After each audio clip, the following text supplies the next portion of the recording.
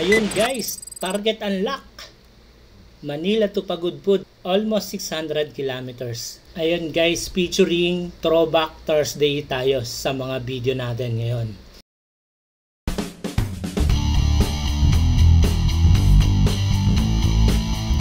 Day 1, 7-Eleven MOA to Bawang La Union. Ito na yung ride natin na galing pa tayo sa trabaho. Shaw Boulevard tapos pumunta tayo ng MOA. Diyan sa ride na yan, isa lang yung kakilala ko dati na si Jeff. Siya yung una kong nakasama sa ride. In-invite niya ako dyan sa Team Apple na yun na nga, Manila to Pagudpud yung ride. Nasabi niya sa akin kung magkano yung expenses. 1,000 a day, sobra-sobra na yon. Yung ride namin is 3 days lang naman. Parang may baon ako nung 4,500. May sobra pa. And may pamasahe pa pabalik. Guys, 7 years ago yun ha. Ganun kamura pa yung ride dati. After ng ride out ng MOA, dumaan kami ng kilometer 0. Yung binabaybay namin papuntang Caloocan sa may monumento. Lahat malalakas pa, lahat excited.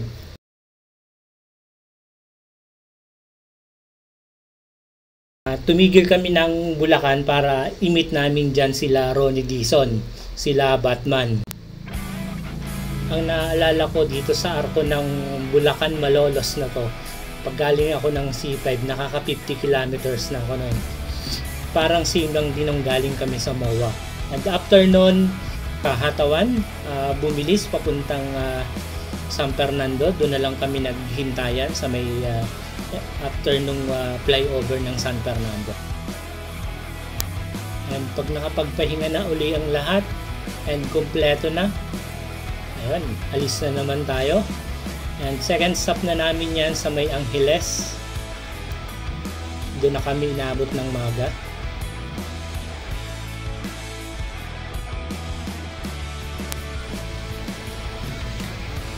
At ito na nga ang nadaanan namin along the way.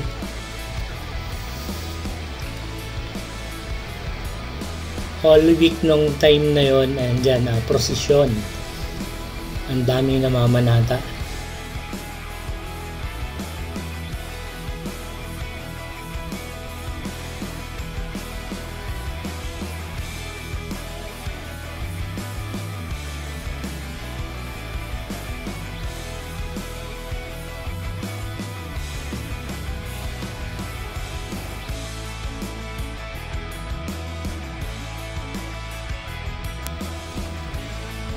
At ito na nga, tinawid na natin ang Bamban Bridge papunta ng Tarlac. May mga tumutuhog pa si Sir Noel, si Batman, Hataw, and si Jet. Halos lahat dyan malalakas pa, may mga energy pa. Yan, nandito na kami sa Tarlac. Medyo buo pa eh. Pero nung nasa Ordaneta papuntang Season, nagkaroon na ng grupo-grupo. Yung naging ride, nagkakaroon ng grupuhan. Nagtatrangkuhan sa unahan, yun yung bilis o sila yung magkakasabay. Then may lugar namang maghihintayan lahat ng kasama dyan sa ride na yan. Yun yung maganda. Pag tigil, hihintayin ang lahat.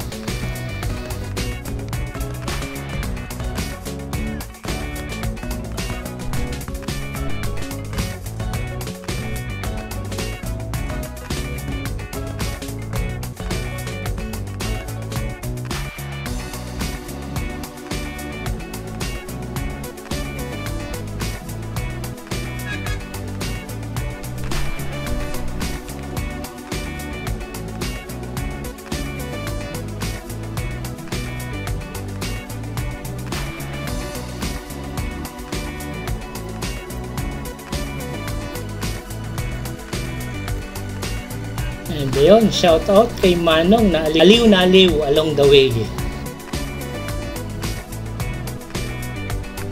At dito na sa lugar na to, ito na yung pinaka breakfast namin yan. Diyan na inabot ng gutom.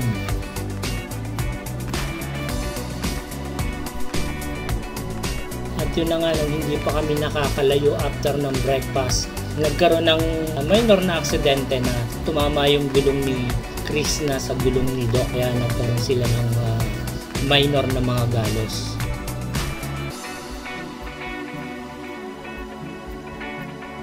And eto na si Batman, suot na ang kanyang outfit na humahataw along Tarlac. Nakakatuwang kasama si Batman along the way. Ang daming nagpapapicture sa kanya. May mga nakamotor na humahabol, mga naka-tricycle, makapagpapicture lang kay Rooney Dizon. Ganong ka-famous si Batman.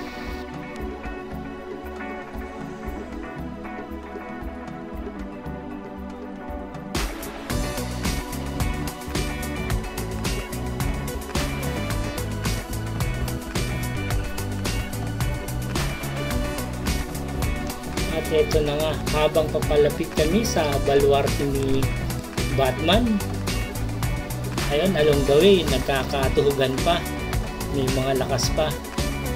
And pagdating namin ng arko ng Paniki Tarlac, ayun, sa baluarte ni Batman, picture muna. And nagpalit na siya dyan ng outfit, tinanggal niya muna yung outfit niya. Medyo ano rin sagabal din sa hangin yung kapa niya, malakas makalaspag yun.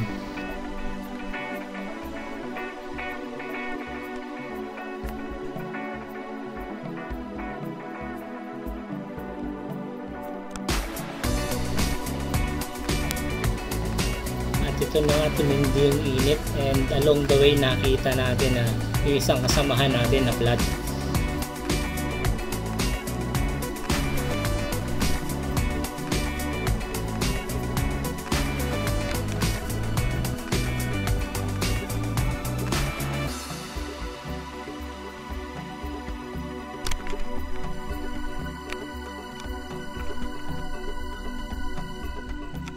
And pagka nasa bayan, nagsusuot si Batman ng kanyang outfit, and maraming nagpapapicture sa kanya. And dito sa lugar na to, dito na kami nag-lunch, then nakapagpahinga siguro mga 45 minutes o ano. And matindi na yung init dyan.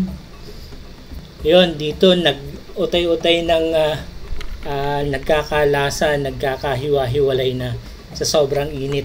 Kumbaga halos wala ka na ring makasabay. Kaya may nakita tayong ibang mga rider dyan na namamahinga rin, tumigil din tayo.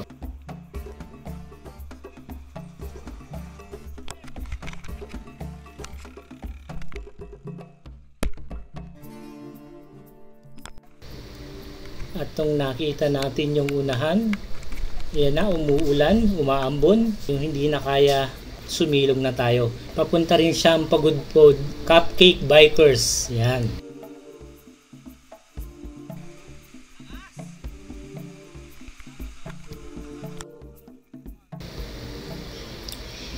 Pait na uli. Ayan na, malapit na tayo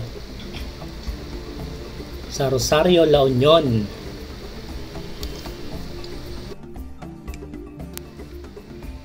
Si Ian Howe nag-breakaway papuntang arko ng Rosario, La Union.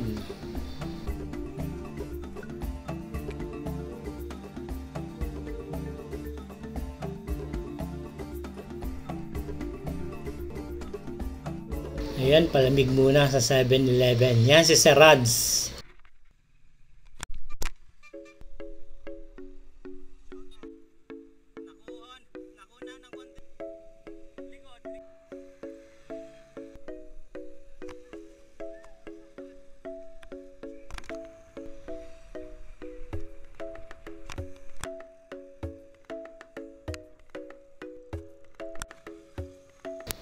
Ayun, takip silim na tayo sa arko ng Aguo.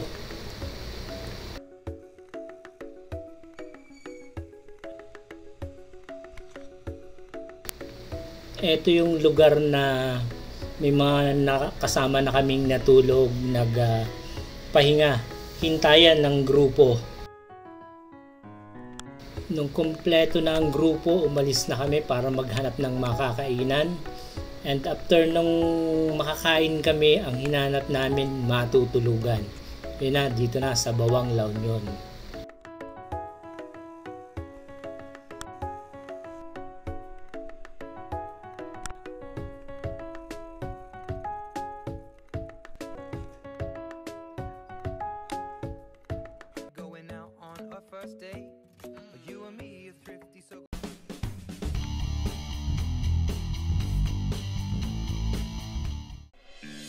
Ayun guys, day 2 hanggang Bigan naman tayo. Yun, ang usapan, first 50 kilometers si Tigil maghihintayan.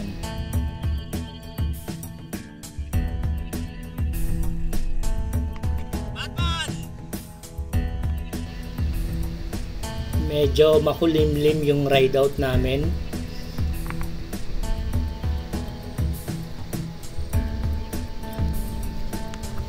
And yung mga nasa unahan, medyo na-trigger. Yung mga nauna sa 50 kilometers.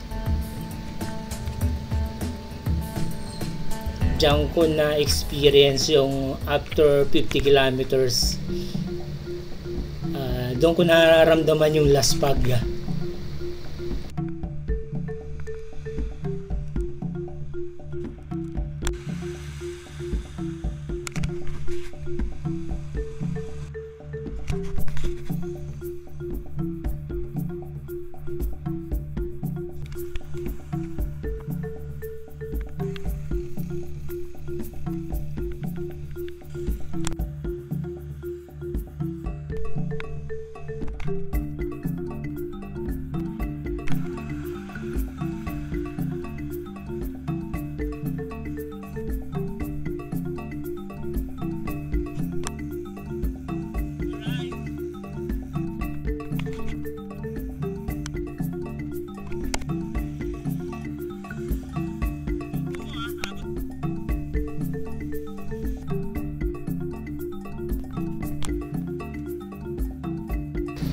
Sakto nang dumating kami ng Arco, 50 kilometers, kaya dito na kami naghintayan.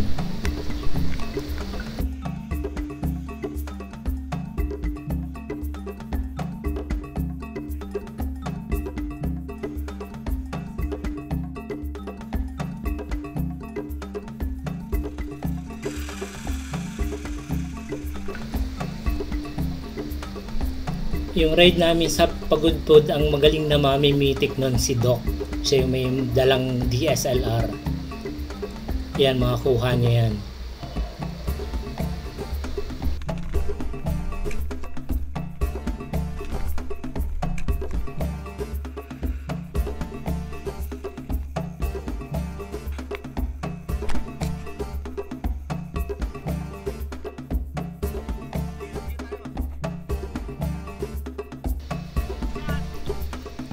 Ayun, ang narating ko yung Arco ng Ilocos Sur. Diyan na ako nakaramdam ng laspag. Diyan na ako as in petiks na yung papuntang Candon.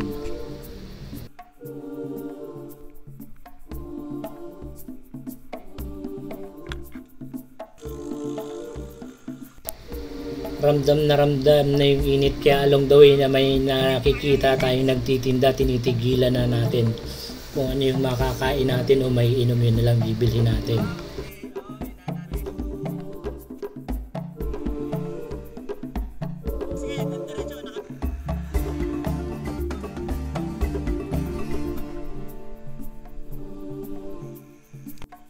Ayun, pasalamat kami along the way na may nadadaanan kaming mga lakbay alalay na may libreng tubig. Malaking bagay na hindi ka nabibili. Bibigyan ka na lang ng tubig na malamig.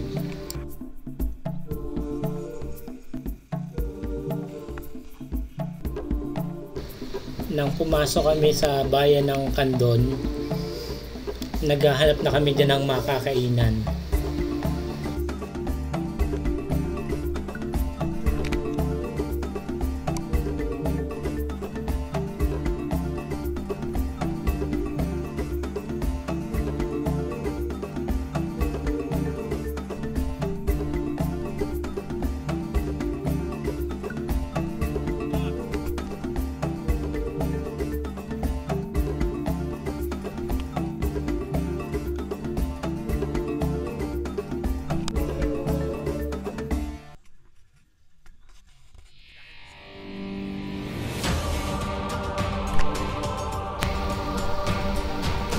Etong lugar ng Candon papuntang Bigan, level up na yung init dyan.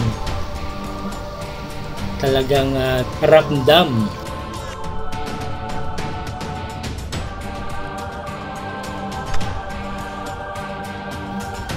Sa kabila ng matinding init, nung nakita namin tong lugar na to na tabing dagat, na maganda yung view at na may masisilungan, tumigil kami and picture.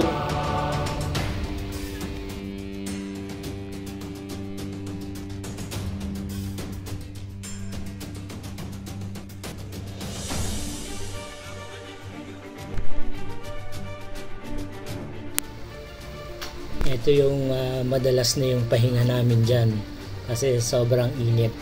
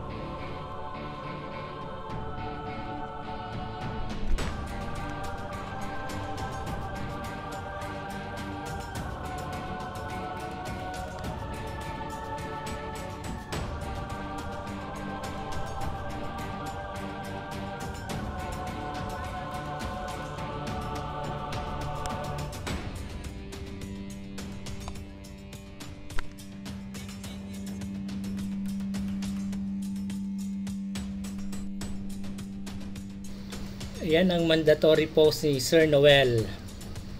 Alright.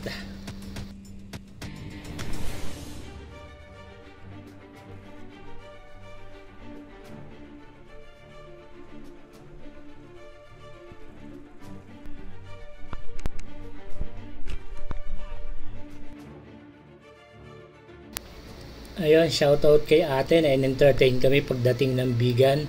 And dito na sa may rescue team kami nagtanong ng aming matutuluyan. Pagdating namin ng Bigan, wala talaga kaming exact na tutuluyan. Pagdating namin dyan, maghahanap pa kami na pwede naming tulugan. And maganda naman yung napuntahan naming lugar na maayos yung room, maluwag kami, and pasok lahat yung mga bisikleta. And nakagala pa kami nung gabi sa mismong Bigan.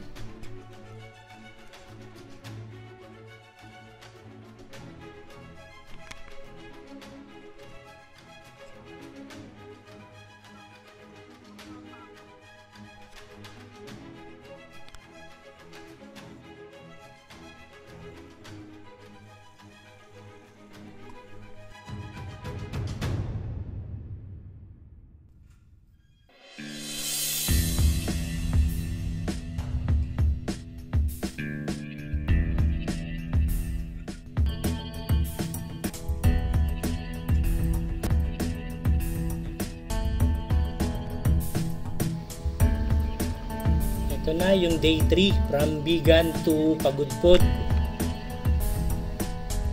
Challenging dyan yung init along the way papunta ng Pagudpod.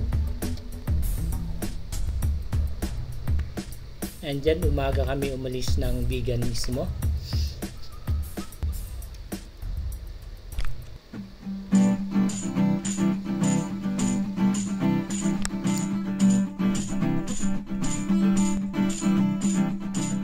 Sakay ng aming bisikleta, ay papadyak kung saan man mapunta. Kasama ang bagong barkada, halos kanina lang nakilala. Kasabay sa kalsada, sa gabi o umaga, umulan o umaraw, sige lang mga mamaw. Padyak lang ng padyak, kahit na magula, kahit ang tuhod mo'y umiiyak. Padyak lang ng padyak, ang abuting tiyak, Panginoon di pa sisindang.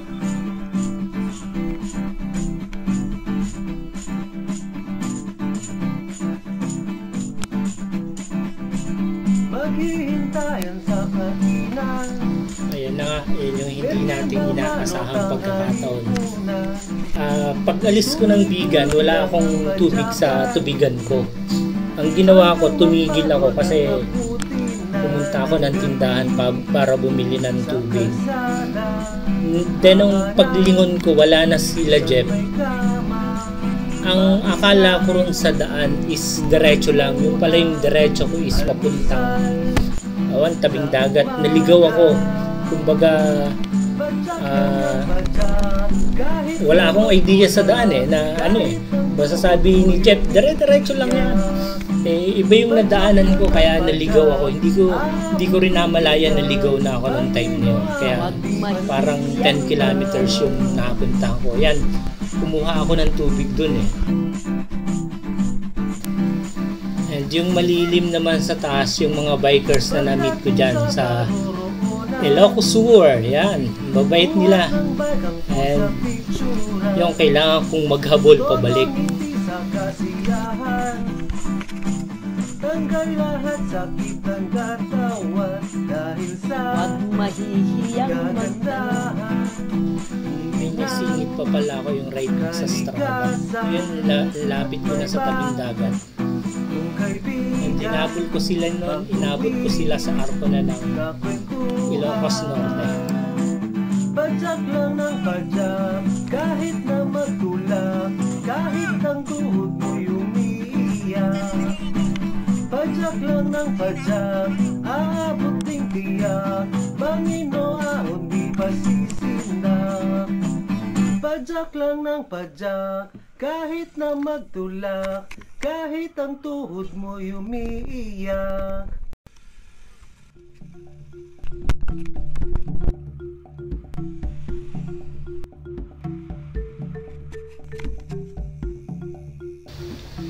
Ito na yung grupo, dito ko na sila inabutan, dito na sila namamahinga. After magpahinga niyan, sumabay na ako palis para totally hindi ako maiwan.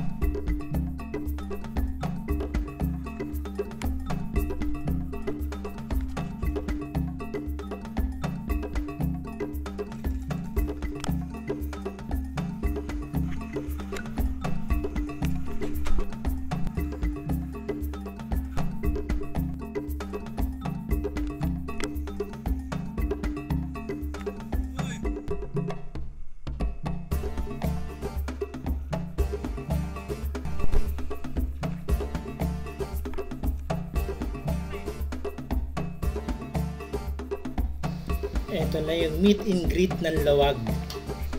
Yung kakaibang init na yung nararamdaman namin dyan.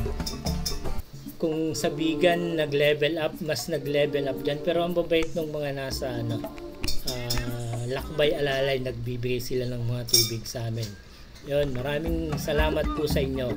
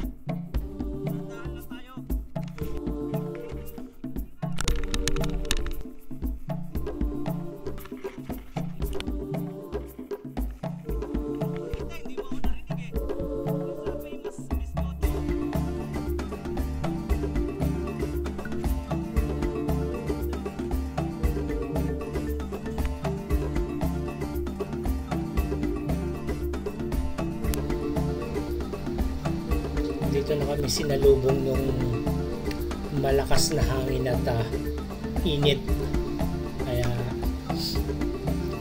grabe, tindi nung paakyat ng Pagudpud.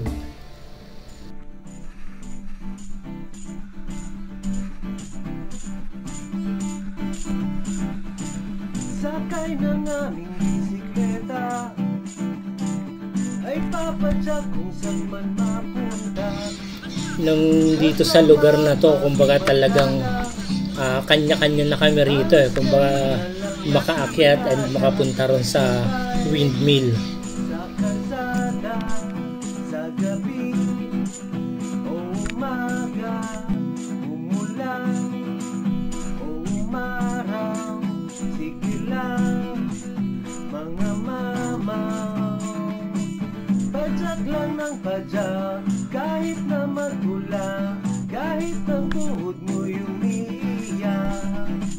Padyak lang ng padyak, aabuting tiyak, Panginoon di pa sisindang.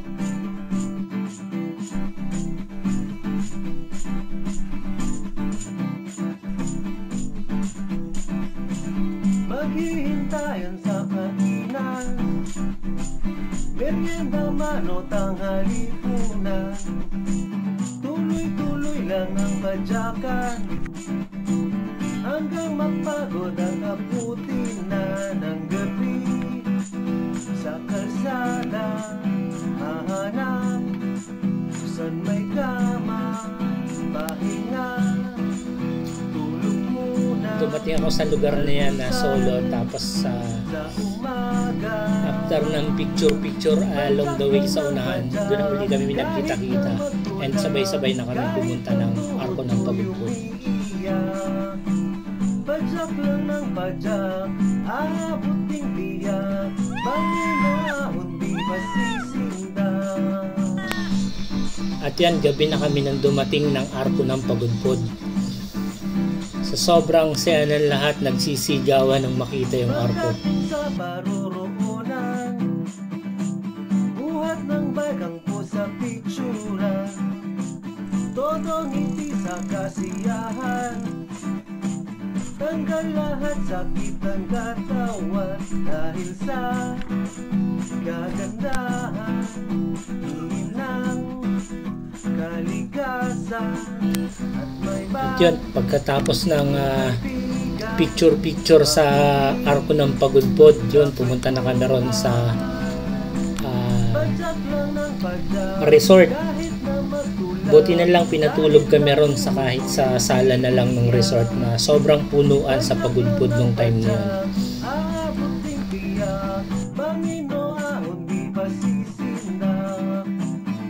Padyak lang ng padyak, kahit na magtulak, kahit ang tuhod mo'y umiiyak.